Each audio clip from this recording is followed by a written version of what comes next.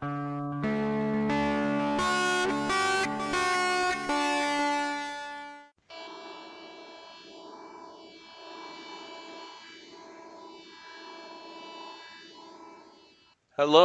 and welcome to the Midwestern Geek and Cali podcast.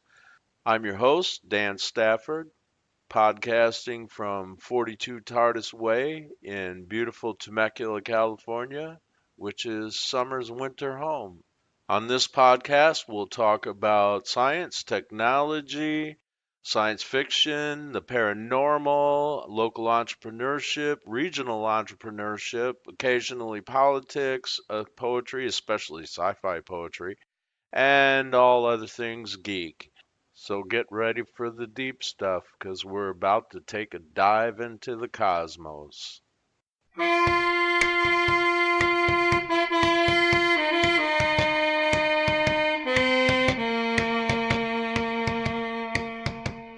Hello and happy Halloween.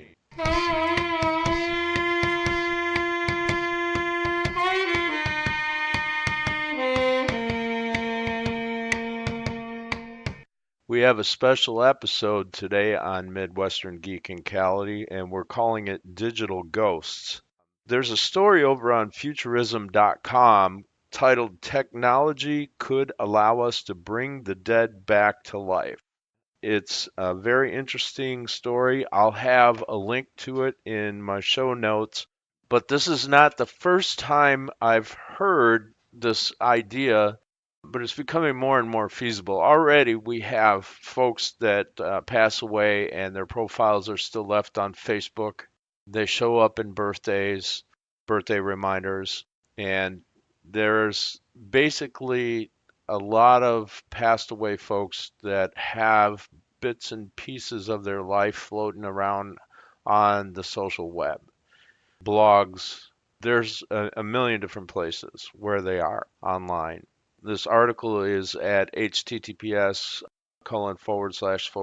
futurism.com / technology allow bring dead back life / And again, that will be linked in the show notes at www.midwesterngeekandcali.com. I'd also like to take a brief moment to remind you, if you go to www.midwesterngeekandcali.com and look to the upper right, there's a button called Become a Patron. And if you can donate a buck or two a month to help the show improve and stay online and do better and get better guests, that would be wonderful. I'd appreciate it. And that's about all I'm going to say about that.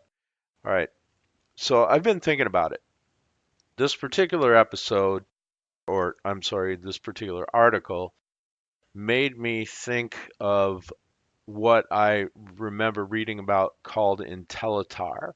There was a website called IntelliTAR.com, and what it was trying to do was create an actual digital copy of you. And you could train your digital avatar to be basically the equivalent of you when you were gone. I think that the site was ahead of its time. The technology wasn't really ready and up to doing it yet. I don't know if they're still around, but it's going to be coming to the point where you could actually teach an intelligent digital avatar to become you. You could do that feasibly. And I'm going to say that if you have a digital avatar that's been trained to become you, I'm going to say the living person and the digital avatar are an analog digital binary. They're a pair. And I'm going to call the living person the one and the avatar, the digital avatar, the zero. In this case, like if you think of a switch as a digital device, a one is on and a zero is off in binary numbers. That represents on and off. So one is on and zero is off.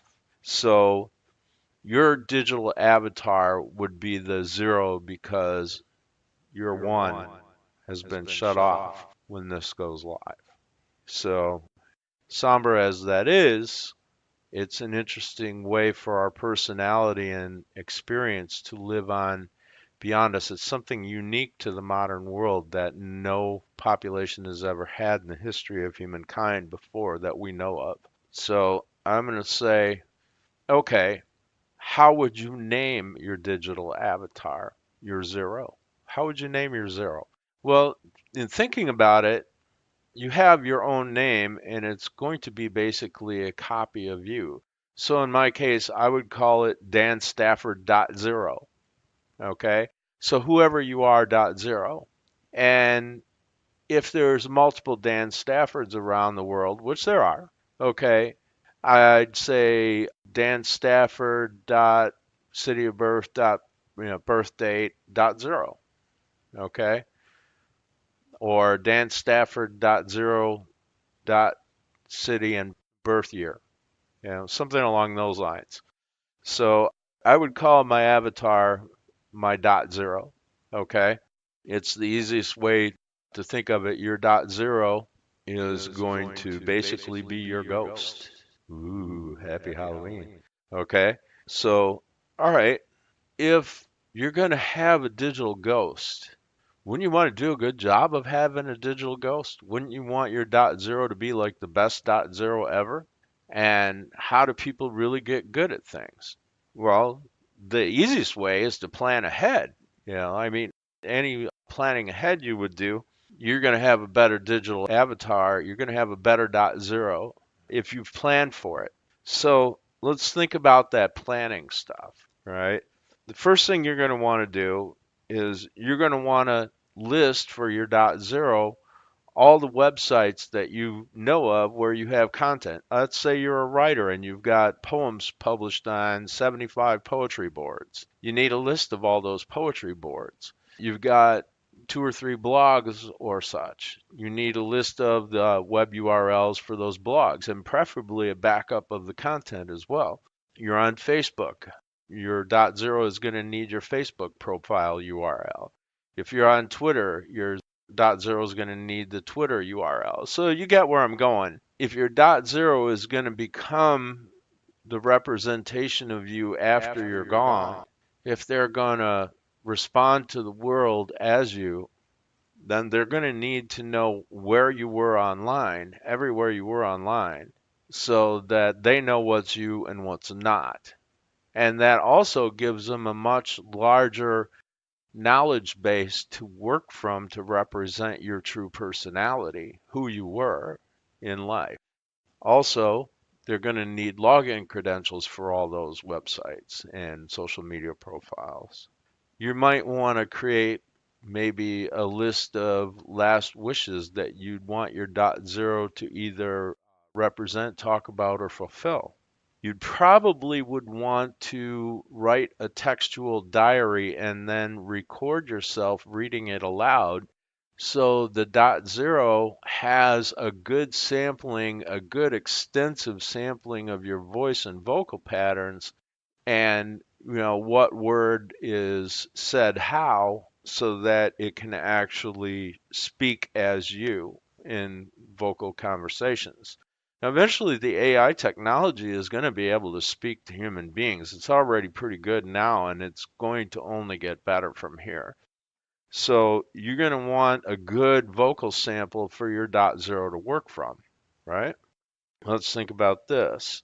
How are you going to have your dot zero pay to keep itself stored? Okay. Storage costs online eventually, there's only so much free storage online, and you know that websites eventually go away, storage sites go away. Your dot zero is going to have to keep multiple copies of itself around in order to survive in the long term in the digital world. In other words, there's going to have to be some way for your dot zero to pay its own way to stay online, to have a home online. Well, what kind of jobs could your dot zero have? I mean, could you lease your dot zero out as a personality for artificial intelligences that have to interact with normal human beings? That's a possibility. There's a good little bit more. This is not going to be as long of an episode as I had hoped. I tried to get a guest on the show to bounce this back and forth with. I think it would have gone a little bit longer and been better. But what about this? Think about this. Your dot zero could be the personality for an artificial intelligence that either pilots or becomes the crew member of an interstellar spacecraft.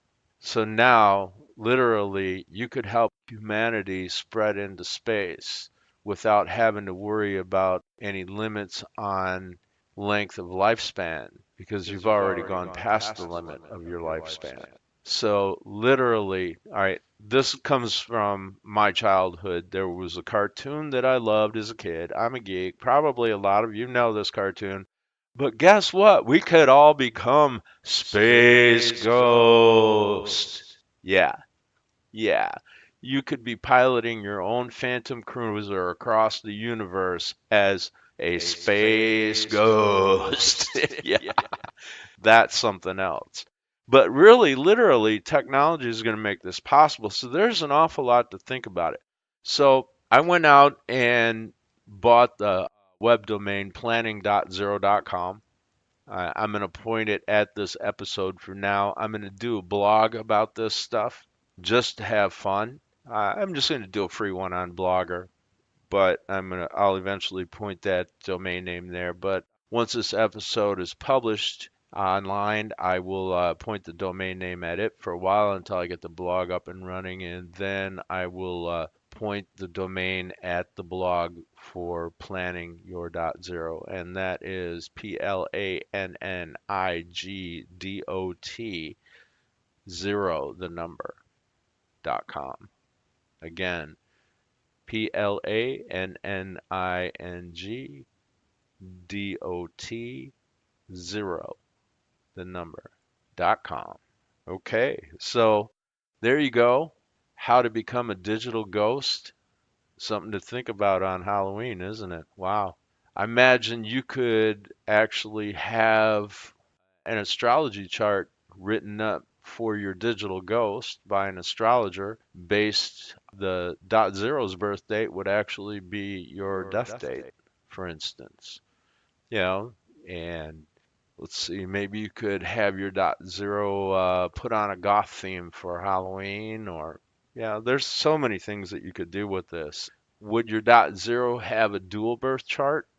One that's your death date and another one that's your birth date, and kind of have a reverberation between the two charts? This would be a good question for an astrologer to ask. For instance, would your dot zero be able to interact with a medium and talk to your spirit from beyond the other side? Okay. That's a little science and mysticism mix for you there, isn't it?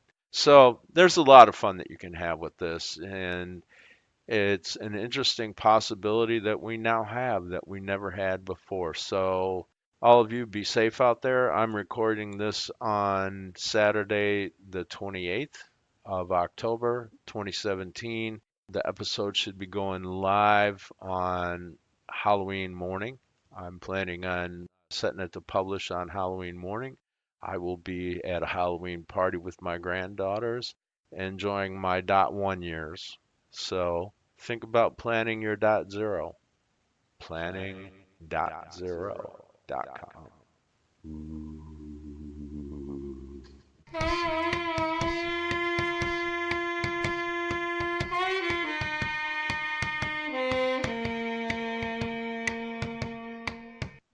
This is your host, Dan Stafford, with a Midwestern Geek in Cali podcast. And I'd like to thank you for listening and welcome you to come back anytime you'd like. As always, you can find us at www.singingwire.net and also at Midwest Geek Cali on Twitter. And last but not least, at www.midwesterngeekincali.com.